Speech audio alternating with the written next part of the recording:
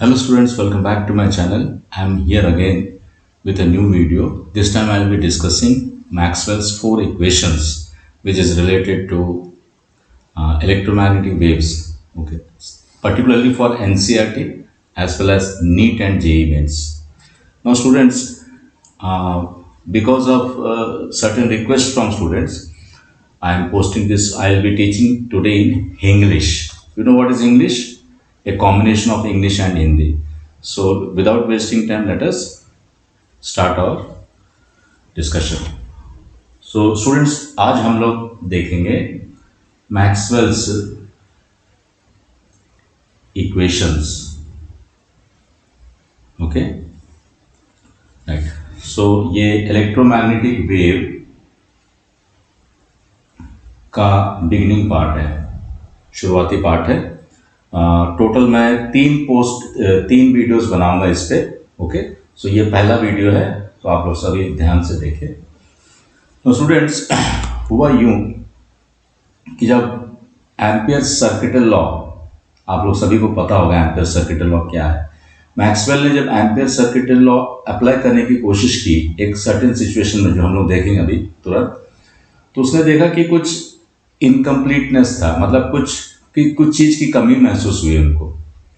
जब एक charging capacitor, okay, जब करंट बढ़ते जाता है चार्जिंग कैपेसिटर में, उसमें जब मैक्सवेल ने एम्पियर सर्किटल लॉ अप्लाई करने की कोशिश की, उसने देखा कि कुछ इनकम्प्लीट था, मतलब कुछ चीज़ की कमी महसूस हो रही थी उनको, जिसकी वजह से ये सारा चीज़ें उनको करना पड़ा. सो सबसे पहले हम समझते हैं कि क्या हुआ था, कहाँ पे प्रॉब्लम आ रही थी एम्पियर सर्किटल लॉ अप्लाई करने में. ओके, तो उसको समझने के लिए हम एक सिंपल सा सर्किट लेंगे स्टूडेंट्स.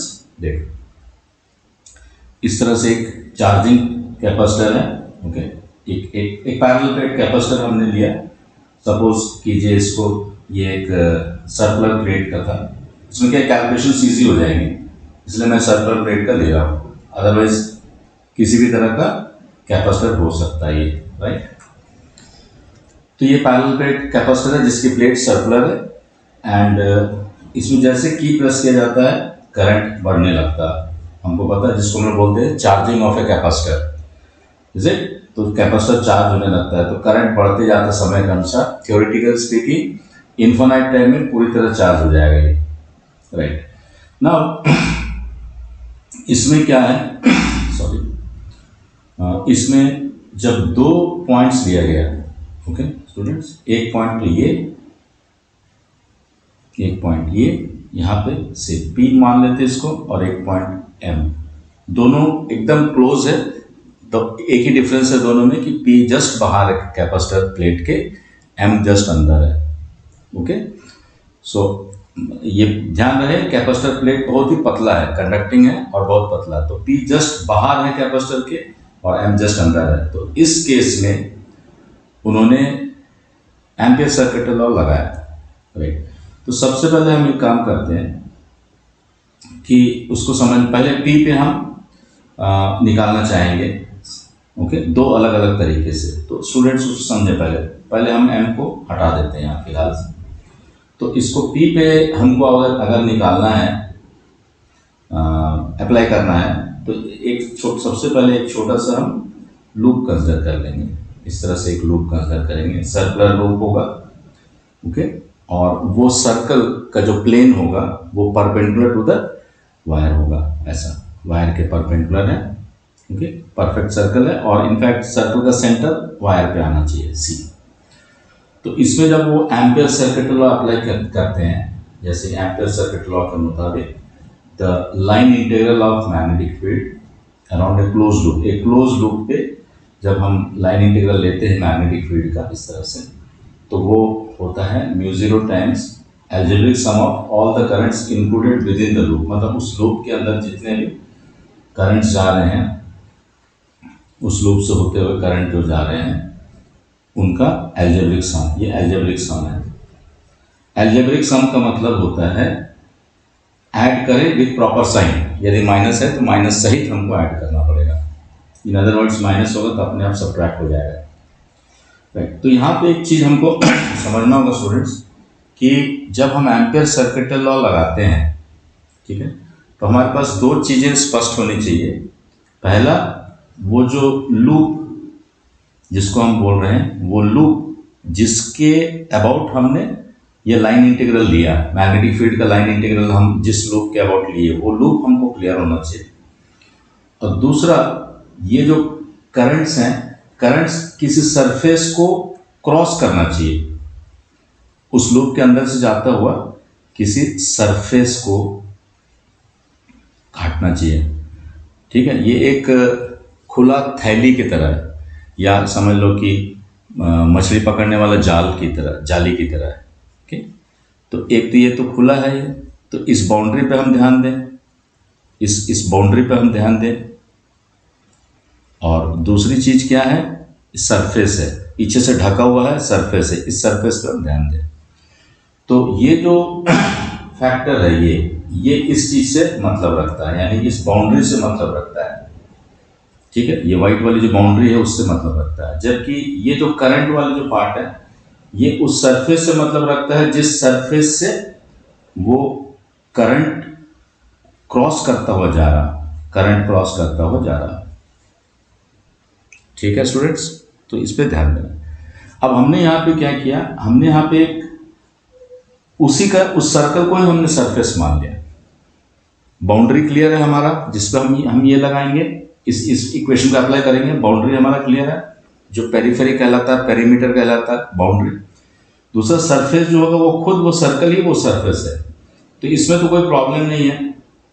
म्यू0 इंटू आई, अगर उस समय का करंट यदि आई है इस पर, तो हम इसको बड़े आसानी से हम इसको लिख सकते हैं इस तरह से कि line integral of magnetic field along the close loop, ये होगा सिंपली म्यू0 इंटू, क्योंकि इसमें से आई करंट जा ही रहा है, तो उसमें से म्यू0 इंटू आई नॉट, और आई जो भी है, ये तो प्रॉब्लम नहीं है इसमें।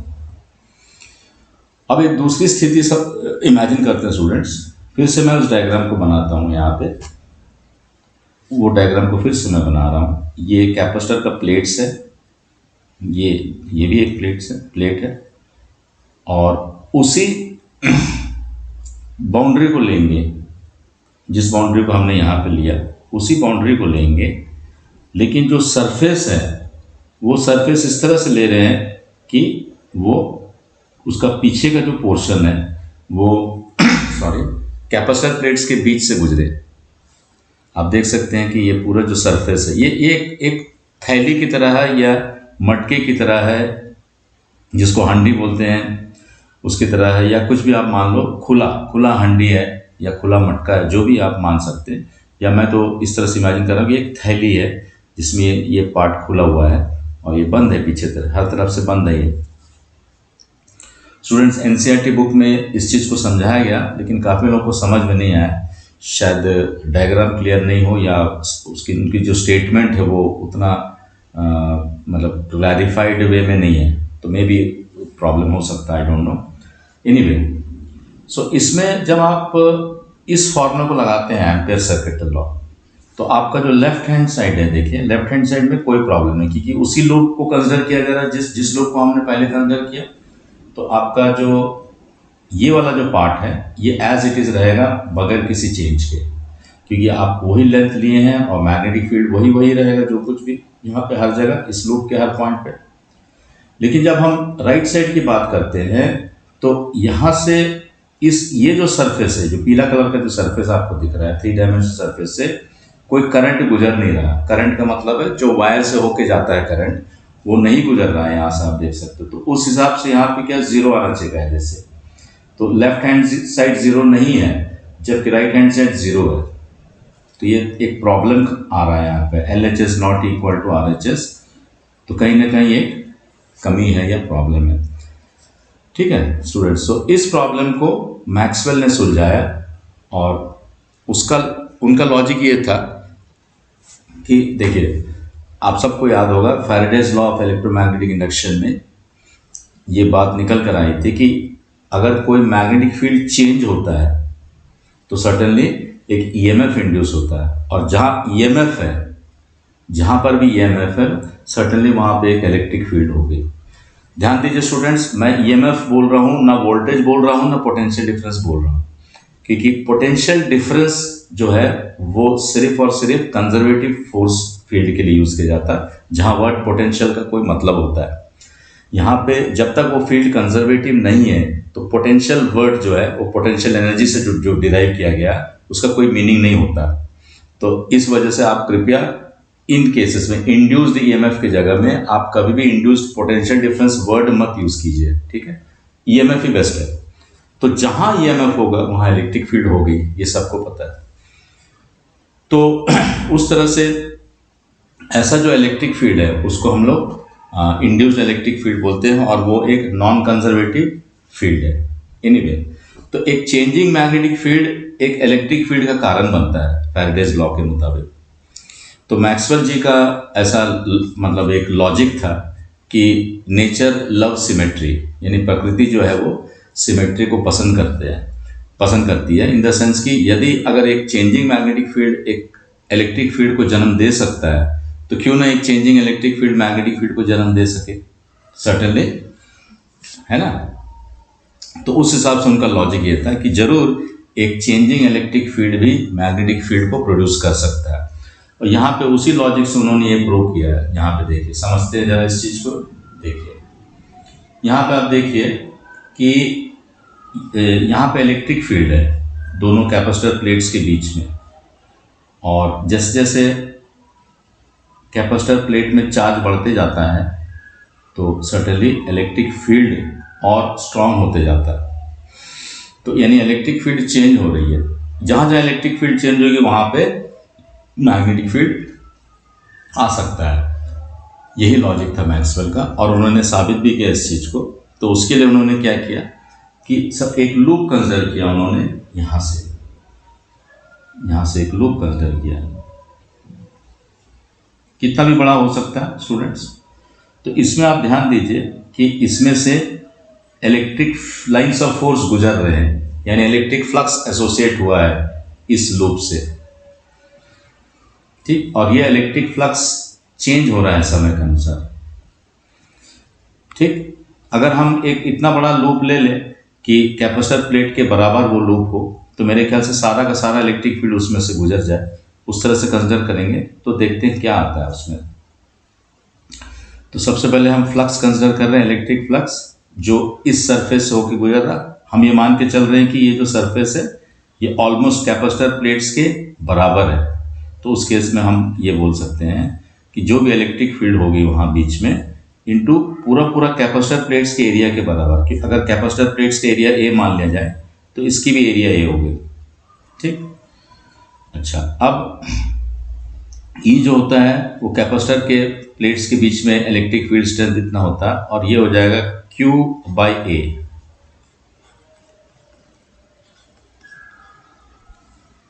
ठीक। जहां Q इंस्टेंटेनियस चार्ज है स्टूडेंट्स, एक काम करता हूं मैं, ठीक है, इंस्टेंटेनियस चार्ज हमने Q ले लिया, नॉट अ प्रॉब्लम। अब दोनों साइड अगर हम डिफ्रेंशिएट करते समय के अनुसार टाइम के रेस्पेक्ट में, क्योंकि टाइम के रेस्पेक्ट में चेंजेस आ रही है यहाँ पे, तो यहाँ पे हमारा लेफ्ट हैंड साइड आ जाएगा d by D T of phi E, और यहाँ पे राइट हैंड साइड में आ जाएगा d by D T of Q. अच्छा, तो यहाँ से हम ले लेंगे एप्सिलॉन जीरो को ऊपर, तो हमारा आ जाएगा epsilon zero into D by D T of phi E. लेकिन D Q by D T तो करंट है जो इस वायर में फ्लो हो रहा है स्टूडेंट्स, लेकिन लेफ्ट हैंड साइड एक अनोखा करंट आ गया। इस करंट को मैक्सवेल साहब ने बताया कि यही डिस्प्लेसमेंट करंट है।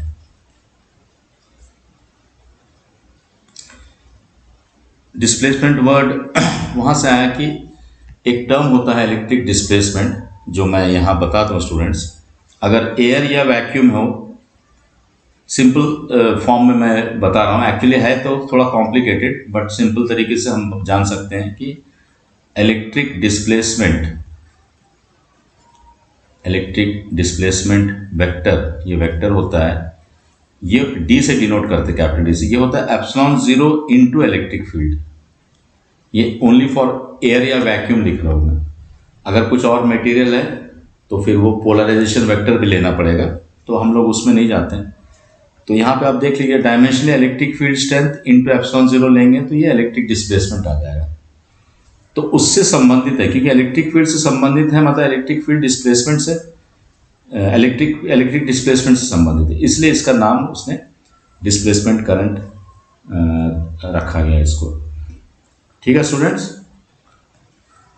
तो अच्छा, दूसरी चीज आपको ये, इस पर्टिकुलर केस में आप देख लीजिए, अगर हम डिस्प्लेसमेंट करंट को आईडी से डिनोट करें, ठीक है ना, और अगर हम कंडक्शन करंट को आईसी से डिनोट करें, तो ये दोनों सेम है इस पर्टिकुलर केस में। यहाँ पे ये dq बाई dt क्या है? Conduction current. कंडक्शन करंट किसको बोलेंगे? जो वायर से फ्लो हो रहा है, जो वायर से इलेक्ट्रॉन्स की मूवमेंट की वजह से जो करंट बनती है, that is known as conduction current. जबकि कैपेसिटर के प्लेट्स के बीच में इलेक्ट्रिक फ्लक्स चेंज होने की वजह से जो एक तरह से करंट फ्लो हो रहा है, वो डिस्प्लेसमेंट करंट कहलाता है। ठीक है, ऐसा यूनिट एम्पियर ही रहेगा, कोई दिक्कत नहीं, उसमें कोई प्रॉब्लम नहीं। यहां तक बात समझ में आ गई स्टूडेंट्स? यहां तक क्लियर है? ठीक। तो अब उसके बेसिस पे मैक्सवेल जी का कहना था कि करंट दो प्रकार का होता है। किसी भी जगह पे दोनों करंट हो सकते हैं, कोई एक करंट हो सकता है, या दोनों में से कोई भी करंट भी नहीं हो सकता। ध्यान रहे, जब इलेक्ट्रॉन्स की मूवमेंट की वजह से हो या किसी भी चार्ज के मूवमेंट की वजह से हो फॉर दैट मैटर, तो वो कंडक्शन करंट कहलाएगा। जैसे आयंस फ्लो हो रहे हैं, या इलेक्ट्रॉन्स फ्लो हो रहे हैं, या आयंस एंड इलेक्ट्रॉन्स दोनों मिलकर फ्लो हो रहे हैं, तो वो सब केसेस में क्या कहलाएगा? वो कंडक्शन करंट। जबकि यदि इलेक्ट्रिक फील्ड चेंज होता हो किसी एरिया के अक्रॉस, यानी फ्लक्स चेंज हो रहा हो, तो भी उस जगह में उसी प्रकार से मैग्नेटिक फील्ड एग्जिस्ट करेगा, या मैग्नेटिक फील्ड प्रोड्यूस होगा जिस तरह से कंडक्शन करंट प्रोड्यूस करता हो। तो फिर उस केस में इवन तो कंडक्शन करंट नहीं है, तो भी फिर उस जगह में हम क्या कहेंगे? वहां पे डिस्प्लेसमेंट करंट है बोलेंगे हम लोग। ठीक। और डिस्प्लेसमेंट करंट जब भी आपको निकालना हो तो डायरेक्ट फार्मूला अपने पास है, एक्चुअल फार्मूला ये है। इस पर्टिकुलर केस में जो हमने अभी डिस्कस किया, जहाँ कैपेसिटर चार्ज हो रहा था, इसमें इस पर्टिकुलर केस में डिस्प्लेसमेंट करंट और कंडक्शन करंट दोनों सेम है। तो ऐसा मुमकिन है कि वो डिस्प्लेसमेंट करंट पूछे और कंडक्शन करंट का वैल्यू दे दे, तो आप वही होगा, दोनों सेम होंगे उसके केस में। ठीक। तो मतलब ये होता है कि जो इफेक्टिव करंट होगा कभी भी कहीं पर भी, यानी नेट करंट जो बोलते हैं हम, तो वो सिर्फ और सिर्फ कंडक्शन करंट ही नहीं लेना है, दोनों लेना है। तो उस केस में हम ऐसे लिख सकते हैं, नेट करंट जो होगा वो हमेशा displacement current plus conduction current, दोनों है तो दोनों लेना है, कोई एक है तो एक ही लेना है, तो डिपेंडिंग ऑन द सिचुएशन। सो वो क्लियर है स्टूडेंट्स? तो उस हिसाब से एम्पियर का जो सर्किटल लॉ है उसको उन्होंने मॉडिफाई किया इस तरह से। एम्पियर्स, फिर वो कहलाया एम्पियर मैक्सवेल्स या मैक्सवेल एम्पियर्स लॉ। ठीक। उसके अनुसार जो मैग्नेटिक फील्ड का जो लाइन इंटीग्रल होता है अबाउट ए क्लोज्ड लूप, ठीक है, एक बाउंड्री के तहत line integral of magnetic field ये होगा mu 0 times of algebraic sum of all the currents, मतलब कंडक्शन करंट है तो भी उसको भी लेना है, और डिस्प्लेसमेंट करंट है तो उसको भी लेना है, सिग्मा ऑफ ऑल। ठीक। अगर हमको सिंपली ये लिखें इसमें, तो कंडक्शन करंट को हम ऐसे लिख सकते हैं, और यहाँ पे डिस्प्लेसमेंट करंट जो होता है वो होता है epsilon 0 into D by D T of phi E. ठीक। तो ये कंप्लीट जो इक्वेशन है ये मैक्सवेल एम्पियर या एम्पियर मैक्सवेल जो भी कह लो आप, इक्वेशन कहलाता है। ठीक। तो इस पर्टिकुलर केस में देखिए यहाँ पे क्या हो रहा है।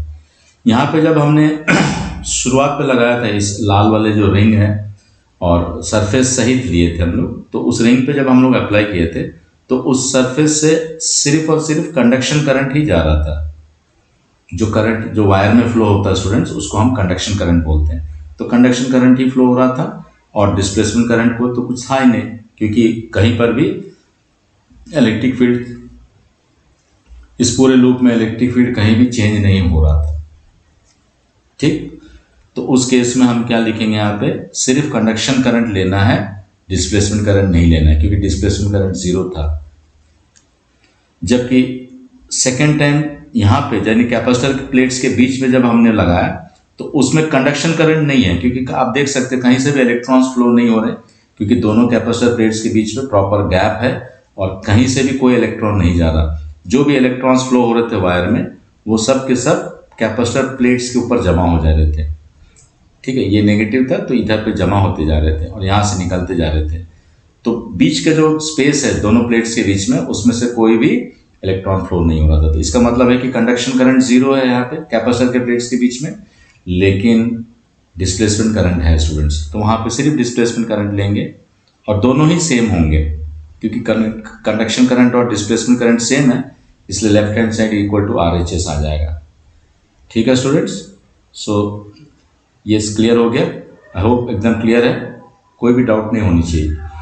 देन नेक्स्ट, इसके अलावा तो इस तरह से कुल इलेक्ट्रोडायनेमिक्स के 4 फंडामेंटल इक्वेशंस कहलाते हैं। हम लोग जल्दी से उसको देखते हैं कि द 4 फंडामेंटल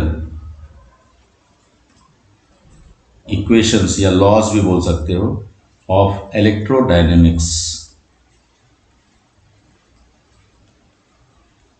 इलेक्ट्रोडायनेमिक्स, पहला है Gauss law for electrostatics.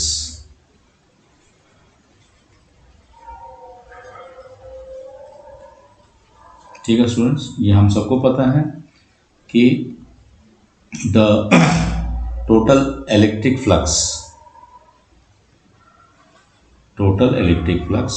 Through a close surface, जो कि गॉसियन सरफेस कहलाता है, यह होता है 1/ε0 times total charge enclosed with in the Gaussian surface.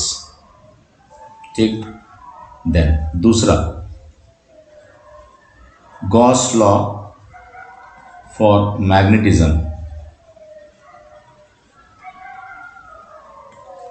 ठीक, तो स्टूडेंट्स यहाँ पे आप देखिए कि just like electric flux, magnetic flux निकालना पड़ता है, ओके, लेकिन यहाँ पे ये हमेशा जीरो होता है, क्योंकि magnetic lines of force closed curves होते हैं।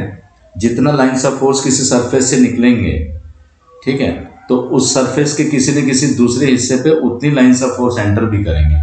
तो जब मैग्नेटिक लाइन्स ऑफ फोर्स बाहर निकलते हैं तो फ्लक्स, मैग्नेटिक फ्लक्स को पॉजिटिव लिया जाता है, और जब मैग्नेटिक लाइन्स ऑफ फोर्स अंदर घुसते हैं सरफेस के तो नेगेटिव लिया जाता है। इक्वल एंड ऑपोजिट कैंसिल हो जाएंगे, इसलिए हमेशा राइट हैंड साइड जीरो रहेगा। ठीक है, then coming to the third, जो कि फैराडेज लॉ कहलाता है। फैराडेज लॉ के नाम से हम देख चुके थे। फैराडेज लॉ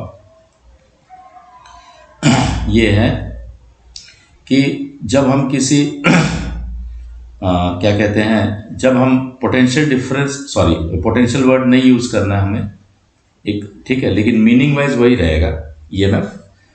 तो जब हम टोटल एक इंड्यूस्ड EMF लेते हैं, ठीक है, वो हमेशा क्या होगा, माइनस ऑफ d∅b/dt।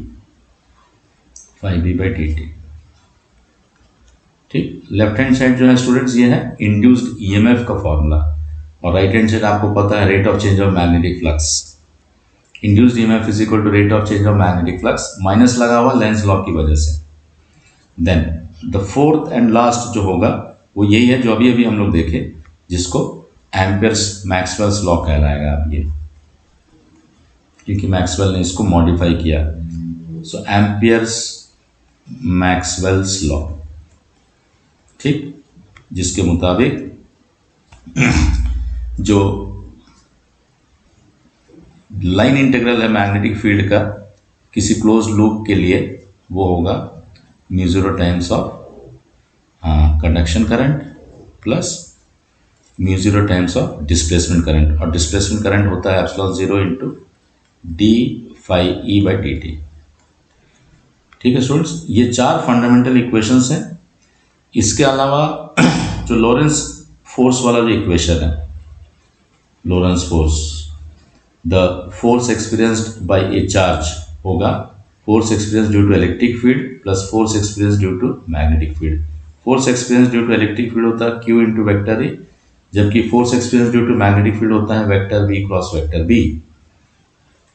ठीक, ये पांचों मिलाएंगे तो लगभग इलेक्ट्रोडायनेमिक्स के सारे के सारे कॉन्सेप्ट्स इसमें से डिराइव कर सकते हैं हम लोग।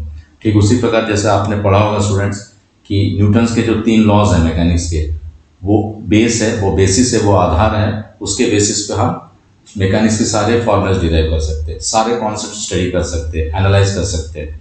सेम उसी प्रकार से ये जो 4 लॉज हैं जो हमने अभी देखा, इसके अलावा लोरेंट्ज फोर्स, ये पांचों इक्वेशन मिला लें तो फिर इलेक्ट्रोडायनेमिक्स के किसी भी कॉन्सेप्ट को हम समझ सकते हैं, किसी भी फेनोमेना को एनालाइज कर सकते हैं, सब कुछ कर सकते हैं। ओके स्टूडेंट्स, सो अब हम क्विकली 1-2 क्वेश्चंस करते हैं जल्दी से, सो दैट आपको पता चल जाए कि कैसे, कहाँ गए क्वेश्चंस। हाँ, तो मैंने थोड़ा सा टाइम बचाने के लिए मैं थोड़ा सा रेडीमेड वो कर रहा हूँ, यूज़ कर रहा हूँ स्टूडेंट्स। ये है पहला क्वेश्चन, एनसीईआरटी के क्वेश्चंस हैं, आप देख सकते हो। तो figure shows a capacitor made up of 2 circular plates each of radius 12 cm and separated by 5 cm. The capacitor is being charged by an external source or the charging current is constant and is equal to, calculate the capacitance and the rate of change of potential difference between the plates. अब capacitance निकालना है students, तो capacitance कैसे निकालेंगे? Simple है, अगर air capacitor है तो A epsilon 0 by D, capacitance जो होगा वो simply A epsilon 0 by D. तो एरिया की वैल्यू हम निकाल लेंगे यहाँ पे, क्योंकि रेडियस दिया हुआ 12 cm, तो उसके बेसिस पे हम एरिया की जगह हम पाई इंटू 12 सेंटीमीटर है तो सेंटीमीटर को मीटर में कन्वर्ट करेंगे, पाई आर स्क्वायर की वैल्यू रखती है। एप्सिलॉन 0 की वैल्यू होती है 8.85 इंटू 10⁻⁻12 ऐसा यूनिट में। और प्लेट सेपरेशन कितना दिया स्टूडेंट्स? प्लेट सेपरेशन दिया हुआ 5 cm, तो 5 इंटू 10⁻⁻2, तो इतना फराड आ जाएगा। ठीक, वो सिंप्लीफाई करने पर आपको ये मिल जाएगा, ये 80.032 पिको फैराड। देन नेक्स्ट है obtain the displacement current across the plates. तो यहाँ पे दिया है स्टूडेंट्स की the charging current is constant and is equal to 0.15। तो अभी हमने देखा कि जो डिस्प्लेसमेंट करंट होता है वही कंडक्शन करंट होता है इस पर्टिकुलर सिचुएशन में। सो आपका जो आंसर होगा वो सिंपली सेम होगा। ठीक, displacement current is same as conduction current. ठीक है, बी पार्ट क्लियर हो गया। और इसके अलावा स्टूडेंट्स यहाँ पे एक और चीज हम मिस किया है, sorry, rate of change of potential difference between the plates. तो आप देख सकते हो potential difference between the plates कैसे निकालेंगे, यहाँ से निकलता है, Q equal to CV formula हम लगाएंगे। ठीक, तो इंस्टेंटेनियस चार्ज Q है, इंस्टेंटेनियस वोल्टेज V है, तो जब हम दोनों से डिफ्रेंशिएट करेंगे टाइम के रेस्पेक्ट में तो हमको ये मिल जाएगा। लेकिन dQ बाई dt क्या है? करंट है, जो कि हमको पता है, चाहे वो कंडक्शन करंट बोलो या कुछ भी करो, यहाँ पे कंडक्शन करंट ही कहलाएगा। तो उसको हम I रखते हैं तो फिर dV बाई dt निकल जाएगा I बाई C। तो I और C की वैल्यूज पुट कर दिए, C हमने निकाल दिया अभी पिछले पार्ट में, तो ये आंसर आ जाएगा। ओके, डिस्प्लेसमेंट करंट देख चुके हम लोग, इक्वल टू कंडक्शन करंट होगा। Kirchhoff's first rule is valid at each plate of the capacitor. जी हाँ, किरचॉफ्स रूल वैलिड बिल्कुल होगा, क्यों नहीं होगी? क्योंकि यहाँ पे देखिए Kirchhoff first rule is valid at each plate provided we take effective current as the sum of conduction and displacement currents. ने अभी देखा थोड़ा देर पहले। ठीक है students, next question is a parallel plate capacitor made of circular plates, capacitance of this much is frequency वगैरह दिया, what is the RMS value of conduction current. Now students, conduction current का जो आरएमएस वैल्यू है, RMS value, ये simply RMS voltage upon Z. यहाँ पे Z क्या हो जाएगा? एक्सएल, सॉरी एक्ससी है, और एक्ससी क्या है? 1/ω_c। तो इन सबको ऊपर भेजेंगे तो हमारा जो वो है वो इतना आ जाएगा, आएगा V⍵c। तो V की वैल्यू 230 वोल्ट है, ओमेगा 300 रेडियन पर सेकेंड है, और कैपेसिटेंस दिया हुआ, इस सबको रखेंगे तो ये आंसर आ रहा 6.9 micro ampere RMS value. Then B part is the conduction current equal to the displacement current. Yes, conduction current is equal to the displacement current. Then C part है determine the amplitude of B at 0.3 cm from the axis between the plates. ठीक, axis जो होगा यहाँ से यहाँ 3 centimetre distance पे B चाहिए अपने को, 3 सेंटीमीटर डिस्टेंस पे।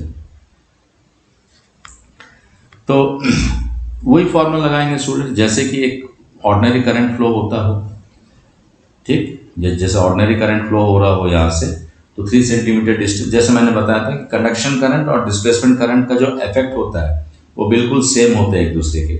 तो उस हिसाब से हम लोग इसको इस तरह से मानना है कि एक वायर है, लेकिन ध्यान रहे वो उसका टोटल रेडियस है 6 सेंटीमीटर, यहाँ पे दिया हुआ स्टूडेंट्स देख सकते हो आप, देखिए यहाँ पे रेडियस 6 cm है।